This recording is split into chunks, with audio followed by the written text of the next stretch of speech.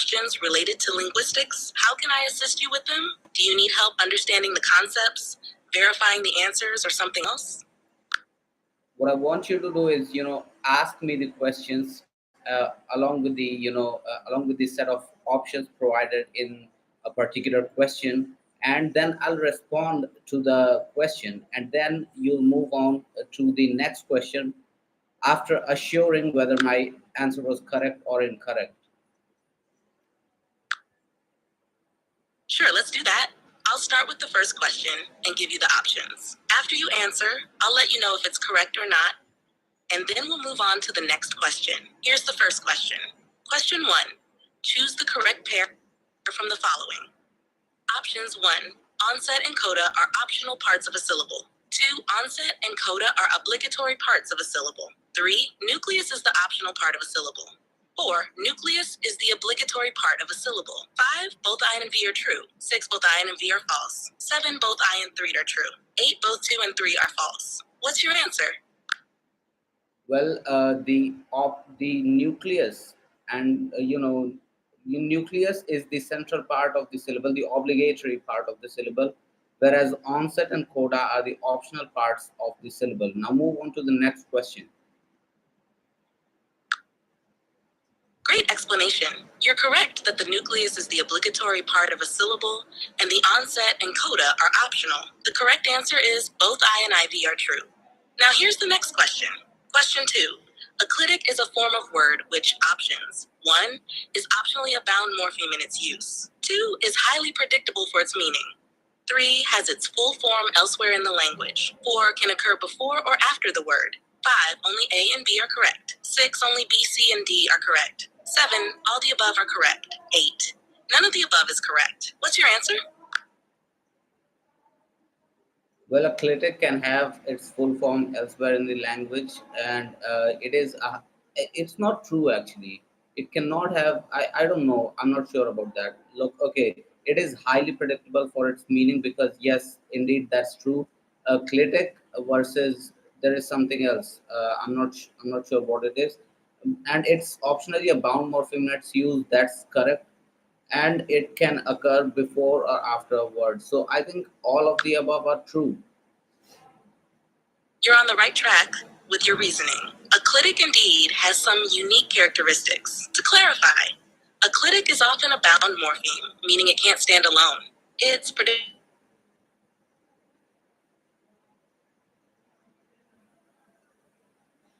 Considering these points, the correct answer is all the above are correct. Your reasoning covered most of these aspects.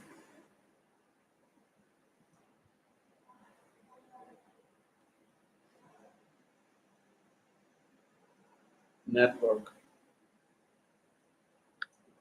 Can you go back into the clitic the question that question clitic and elaborate every point. Of course, let's revisit the clitic question. Question. Acclitic is a form of word which options 1. I want you to elaborate all of the options provided in the question of clitic.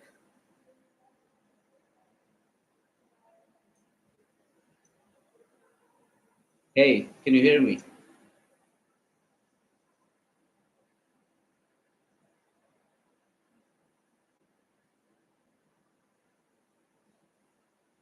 Can you hear me? You're welcome. Let me know if you'd like to continue with the questions or if there's anything else you'd like to discuss. I want each option of the question of clitic be elaborated. So I want I want a reason, an elaboration of why clitic has its full form elsewhere in the language, if possible. Sure. Let's break down each option related to the clitic question and understand why each might be true or false. Option 1 is optionally a bound morpheme in its use. Explanation. Acclitic is typically a bound morpheme, meaning it cannot stand alone as a word and must attach to a host word. However, unlike other bound morphemes like suffixes or prefixes, clitics can sometimes function in a way that resembles a full word, making their attachment to a host word optional in certain contexts. Option 2 is highly predictable for its meaning. Explanation. Clitics often have meanings that are consistent and predictable across different contexts. For example, in English, the clitic S, as in John's, always indicates possession. This predictability is one of the defining features of clitics. Option 3 has its full form elsewhere in the language. Explanation. This statement refers to the fact that some clitics have corresponding full forms in the language. For instance, in English, V, as in I've, is a clitic form of have. The clitic V cannot stand alone, but have can. Therefore, clitics can be seen as reduced or contracted forms of their full counterparts. Option 4 can occur before or after the word. Explanation. Clitics are unique in that they can attach to the beginning of a word or the end in clitic. For example, in French, je t'aime, I love you, uses the proclitic you, while I've in English uses the enclitic V. Option 5, only A and B are correct. Explanation. This option suggests that clitics are both optionally bound morphemes and predictable in meaning, which is true. However, this option leaves out the fact that clitics can have full forms and can occur before or after the word. Option 6, only B, C, and D are correct. Explanation. This option correctly identifies that clitic. All of the options given in the question of clitic are true. That it has its full form elsewhere in the language. It is highly predictable for its meaning. It is optionally a bound morpheme, and it can occur before or after the word. Now let's move on to the next question.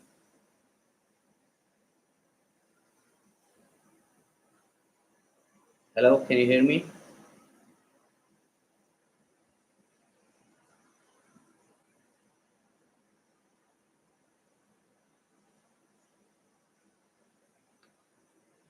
Okay, let's move on to the question of an example of circumfix must ensure. Sure. Here's the question again. Question. An example of circumfix must ensure that options 2 or more affixes are attached to the existing word in succession, i.e. one by one. Two affixes are added simultaneously to the existing word. 3. Well, in a circumfix, two or more morphemes can be attached simultaneously to an existing word. Now let's move on to the next question.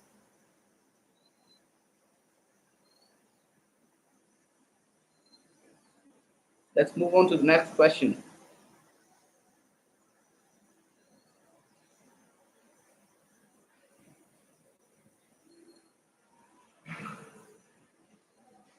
Okay, zero morpheme. Let's talk about this question. Zero morpheme.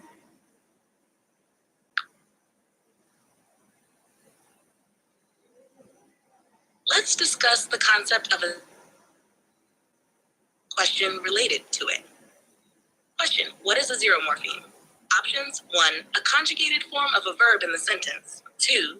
Bleaching of meaning of the word. 3. Form but no meaning. 4. Meaning but no form. Explanation of each option. 1. A conjugated form of a verb in the sentence. I don't need bloody explanation. So zero morpheme has meaning but does not have form. Now let's move on to the next question.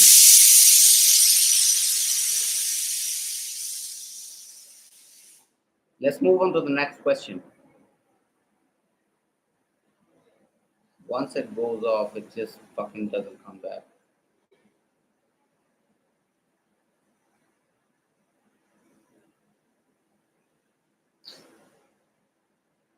Let's move on to the question of, if a language has grammatical gender, it may imply that. Sure. Here's the question about grammatical gender.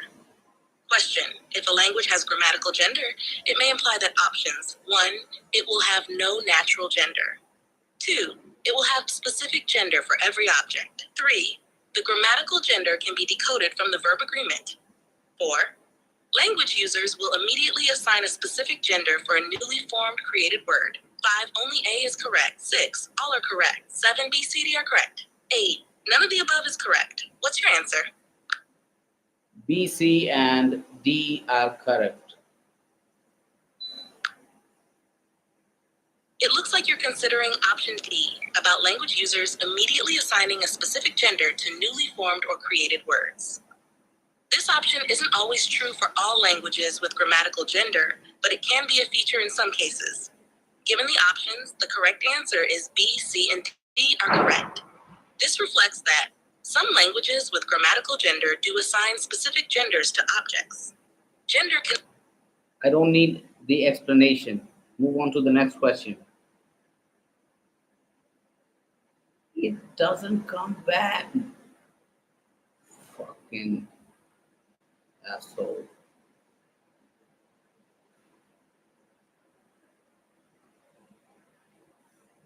Can you hear me?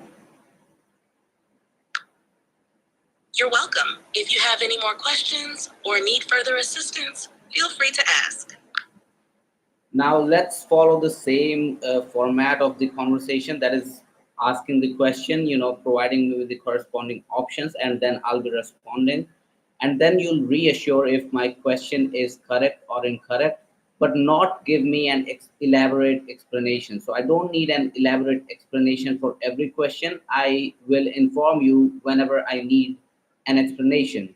So and then you reassure if I'm correct or incorrect, and then you move on to the next question. So let's talk about this question, which talks about in which theory the notions of dominance and precedence are incorporated.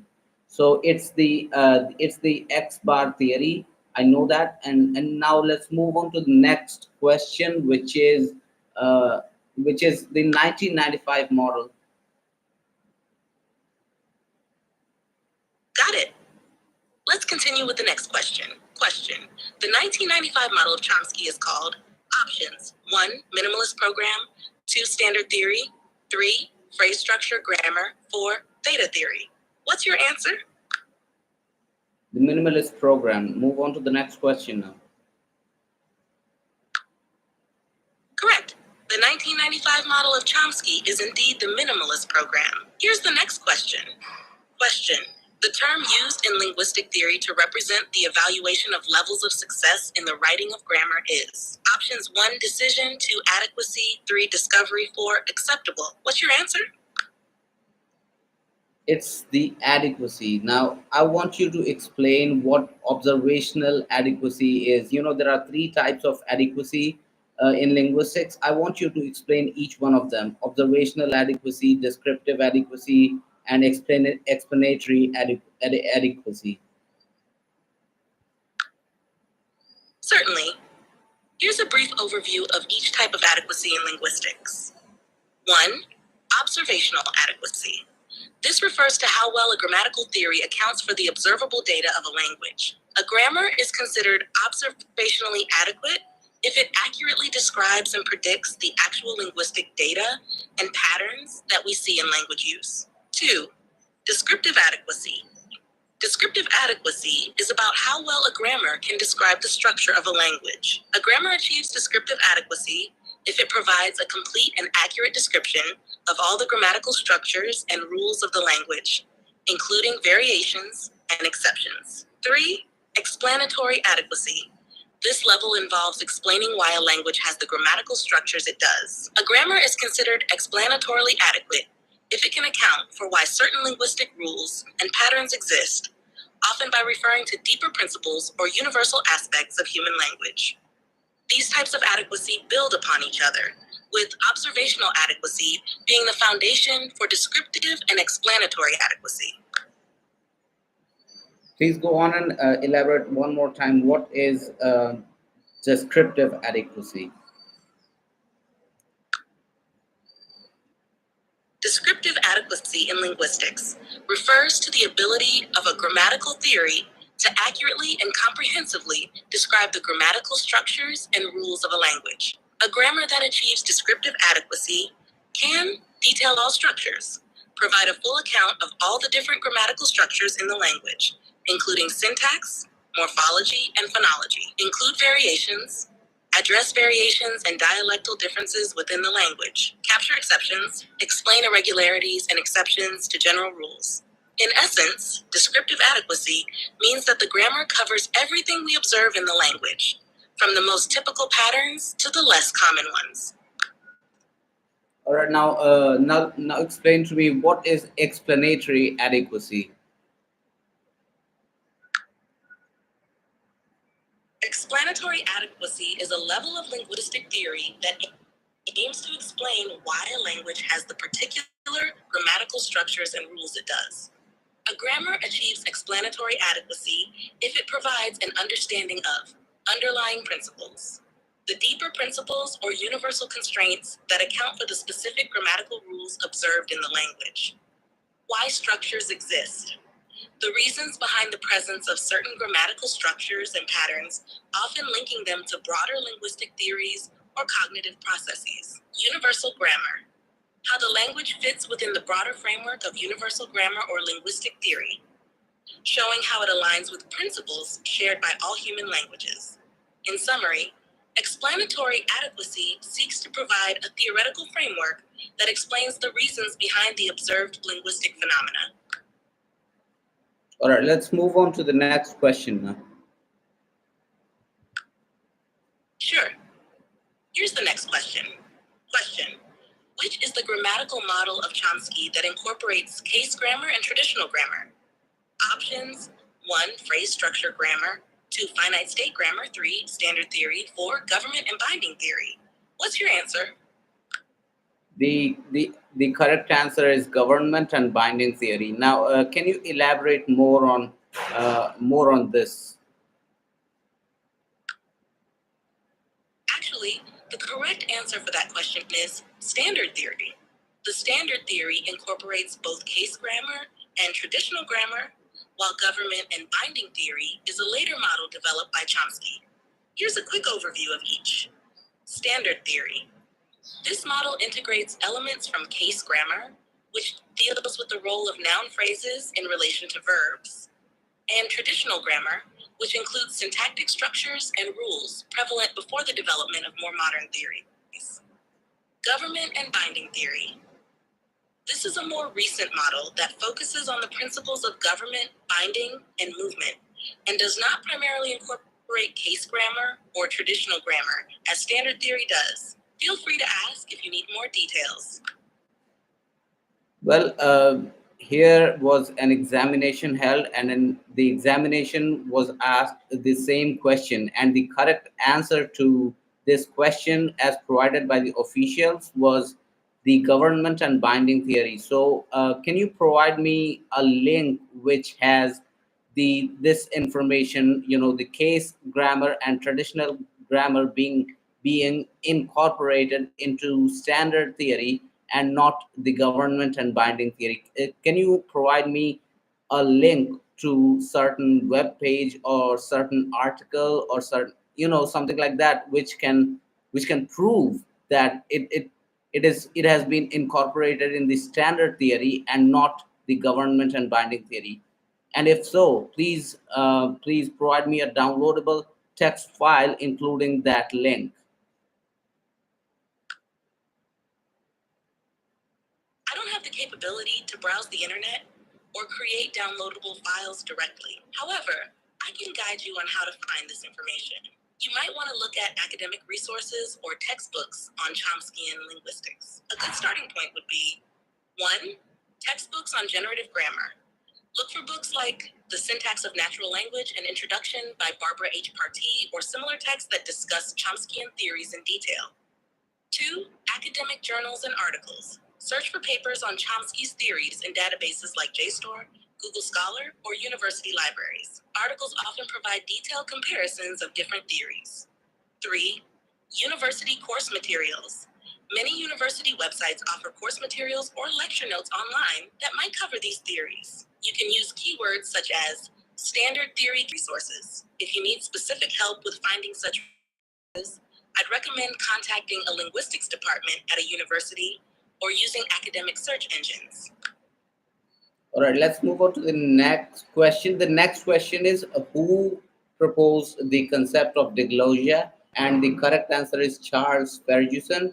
Now, elaborate more on that, what diglossia is, and probably exemplify something that relates to it.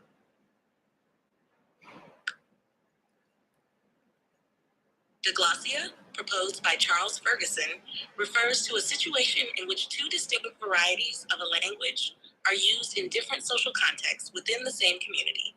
Here's a closer look. Definition. Diglossia is a sociolinguistic concept where there are two varieties of a language. High H variety, used in formal settings such as literature, formal speeches, and religious contexts. It often has a standardized form and is not typically spoken in everyday conversation. Low L variety, used in informal settings such as daily conversation and informal writing. It tends to be the spoken language and is used in everyday life.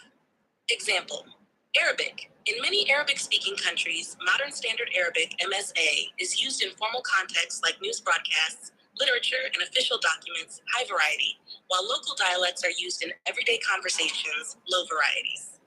Diglossia highlights how a community can maintain different linguistic forms for different purposes, reflecting social and functional distinctions.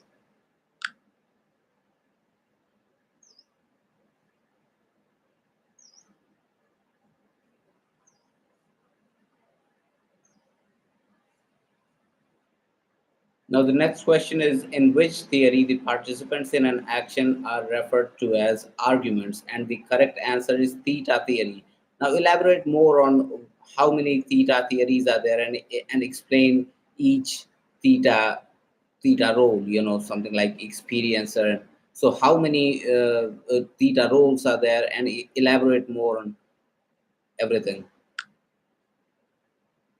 It seems there might be a bit of confusion. The theory that refers to participants in an action as arguments is actually theta theory, not beta theory. Theta theory is part of Chomsky's government and binding theory. Theta theory overview. Theta roles. In theta theory, each participant in an action or state is assigned a specific theta role, which reflects their relationship to the verb. There are several common theta roles. 1. Agent, the entity performing the action. For example, in John kicked the ball, John is the agent. 2. Theme, the entity that is acted upon or affected by the action. In the sentence, John kicked the ball is the theme. 3. Experiencer, the entity that experiences an emotion or perception, and she felt a pain, she is the experiencer. 4. Goal, the endpoint of an action or movement, and he gave the book to Mary. Mary is the goal. 5. Source, the starting point of an action or movement, and he came from the office. The office is the source. 6. Instrument, the means by which an action is performed. In, he cut the paper with a knife. A knife is the instrument. These roles help to define how different participants are involved in an event, and theta theory is crucial for understanding how syntactic structures represent these relationships. Now, the next question is: a signal is communicative. Now, the correct answer to this question is that if it is intended by the sender to make the receiver aware of something of which he has not been previously aware. Now, can you elaborate more on this? Certainly. The correct answer indicates that for a signal to be communicative, it must be intended by the sender to convey information that the receiver was not previously aware of. Here's a deeper look into what this means. Communicative signals. 1. Intent. For a signal to be considered communicative, the sender must have a specific intention behind it. This means the signal is deliberately used to convey a particular piece of information. 2. Awareness. The information conveyed by the signal should be new to the receiver. The purpose is to inform or alert the receiver about something they did not previously know. 3. Effectiveness. The effectiveness of a communicative signal depends on its ability to achieve the intended effect, making the receiver aware of new information. If the receiver is already aware of the information, the signal might not be considered as communicative in this context. Example: emergency alert. If someone sends an emergency alert about a natural disaster, the signal is communicative if it informs people of a danger they were unaware of, prompting them to take necessary precautions. In summary, a communicative signal is effective when it introduces new information to the receiver based on the sender's intent.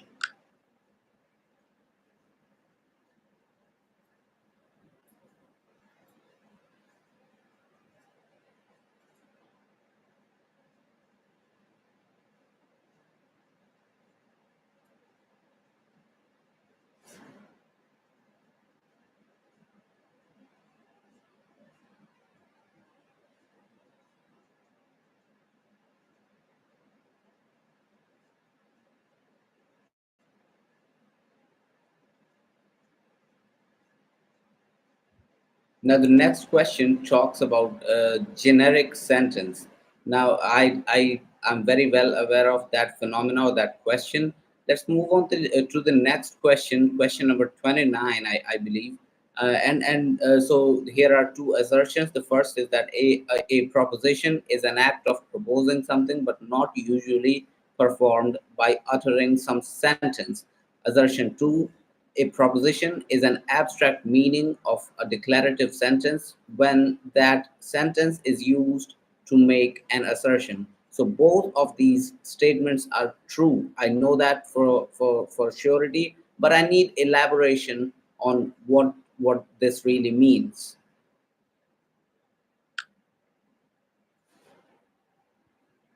In the context of propositions and their role in linguistic theory, assertion. 1.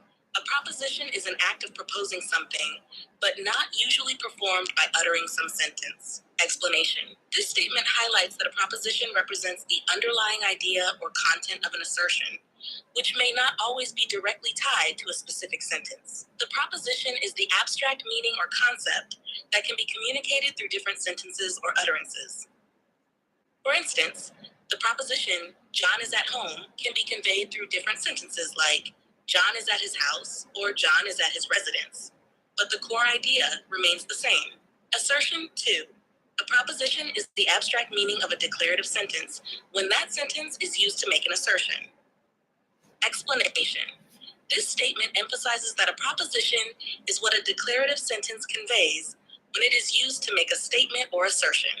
For example, the sentence, the sky is blue, expresses a proposition about the sky's color. The proposition itself is the abstract meaning behind the sentence, focusing on the content or truth value that the sentence communicates. In summary, propositions represent the abstract meaning or content that a sentence aims to convey. Assertion 1 refers to the idea that propositions exist independently of specific sentences and can be proposed or discussed in various forms. Assertion 2 specifies that propositions are the meanings behind declarative sentences when those sentences are used to make assertions. Both assertions together capture the idea that propositions are central to understanding meaning and assertion in language. So the first assertion is not correct because in order for a proposition, a sentence has to be uttered. Is that not true?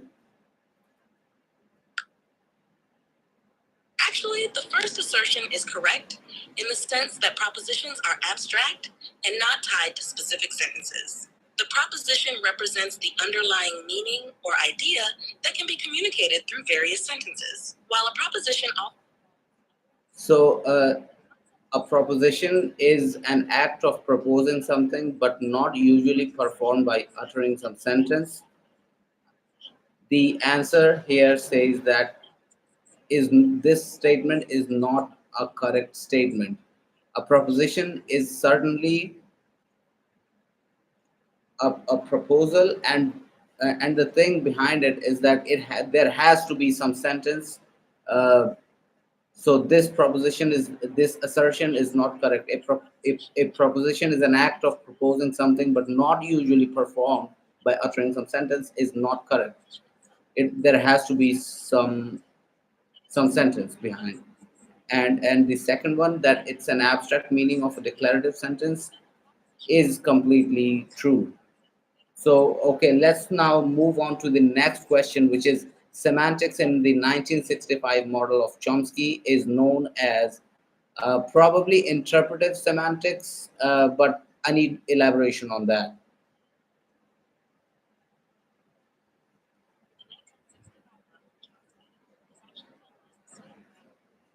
was a significant development in Chomskyan linguistics and is notable for its approach to syntax and semantics. Key features of the standard theory.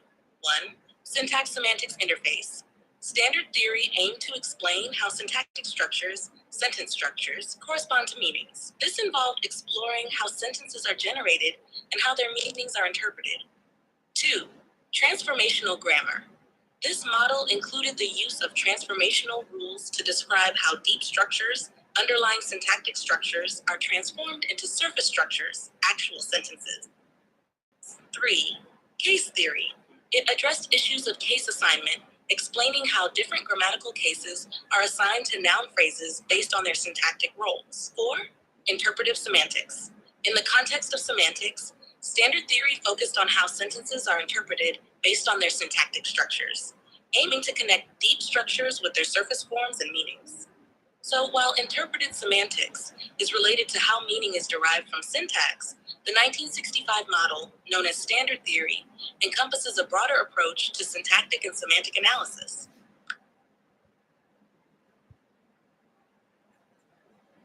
So when was the standard theory proposed? I believe it was 1972. Actually, the standard theory was proposed in 1965. It was part of Chomsky's work published in his book Aspects of the Theory of Syntax. The 1972 model you're thinking of is likely the extended standard theory, which built upon and revised the standard theory.